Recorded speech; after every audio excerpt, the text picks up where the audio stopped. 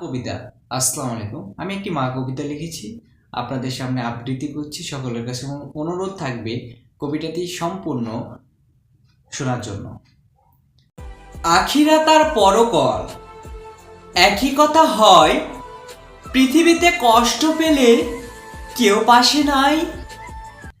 আবেগের কথা ছলে ভুলে গেলে সেই মাতৃকোলে, মিছে মায়াই পৃথিবীতে মা ছাড়া আপন কেউ নাই। মিথ্যে স্বপ্নের মায়া জালে আত্মীয় স্বজন বন্ধু বানালে, সঙ্গের সাথী কোথায় পৃথিবীতে মা ছাড়া আপন কেউ নাই।